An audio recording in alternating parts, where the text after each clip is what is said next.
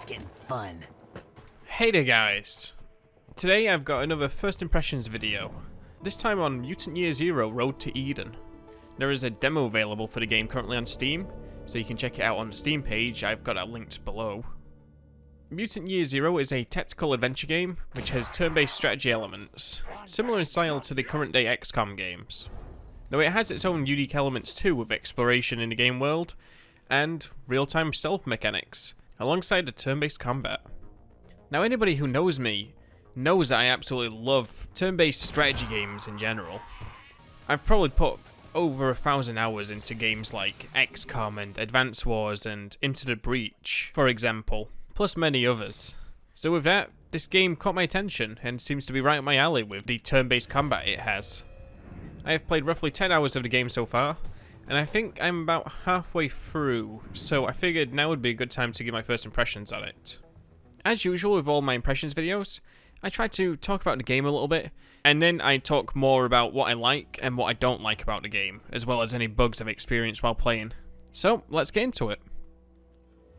Mutant Year Zero is made by the Bearded Ladies, a team that includes some former Hitman and Payday devs. It takes place on Earth after it's suffered from plenty of disasters, from a pandemic and nuclear war, to climate change, and it has led to humanity being wiped out. This led to the creation of what is known as the Zone. With humanity now gone, nature has taken over what has been left behind, and all that remains of any sort of civilization in the world are some deformed humanoid mutants, animal mutants, and robots. Injury detected. Approach that you have killing to do. No time for rest now.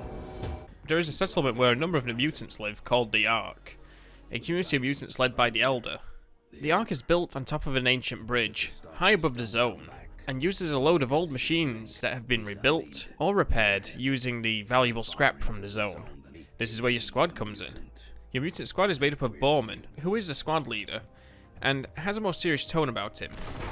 And Dux, a mutant duck who has a sarcastic personality and comes off as a bit of a rookie. I'm the death-dealing, soul-stealing, stalking machine, baby.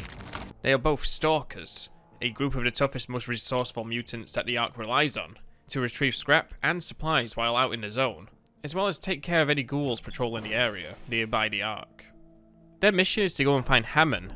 He is the lead engineer on the Ark, and he's gone missing while out looking for more machines to bring back to the Ark. And without him, the Ark will fall, because no one else knows how to use the machines or repair them. So the Elder sends out Borman and Dux to go find him. There are also other stalkers, and friendly mutants that you'll run into while travelling, who may also join your team. As I said earlier, this game is a tactical adventure game.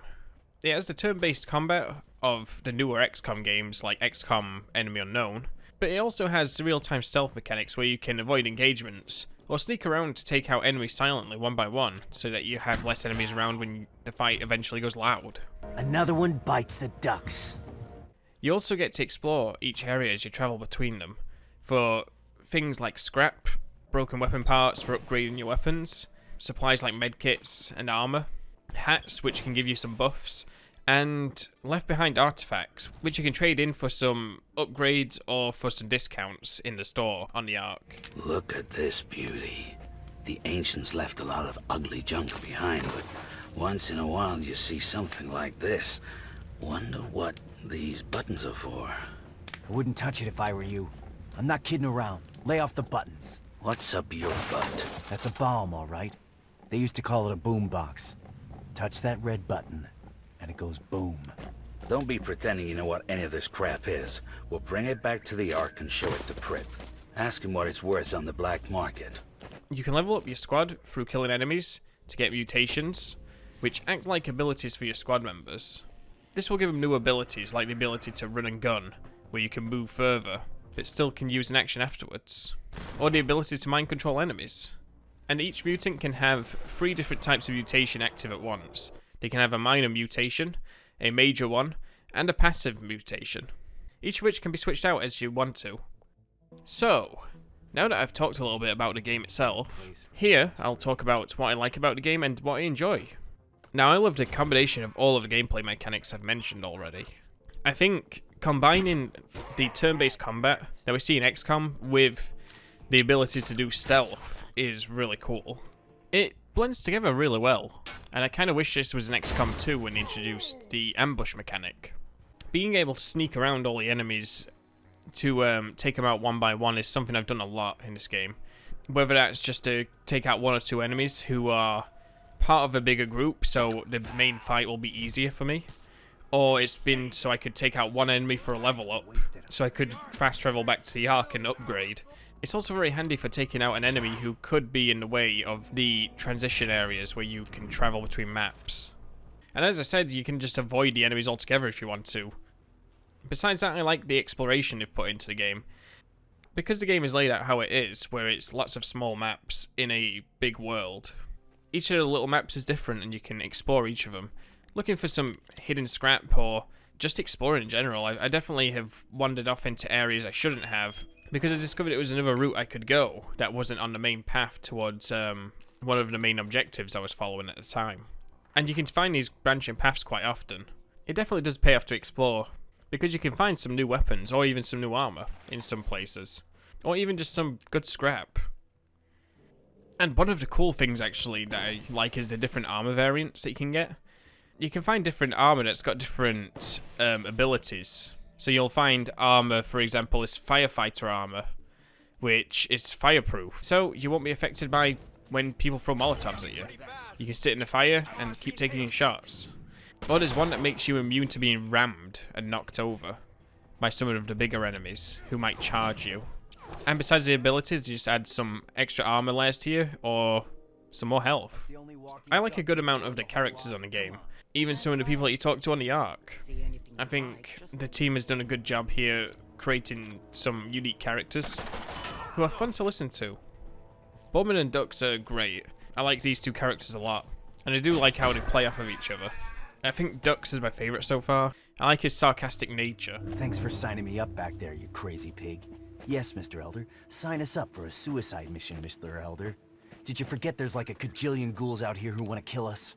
Nobody gets to kill you but me now. Shut the duck up and keep moving. I'm telling you, Borman, ain't no happy ending in this story.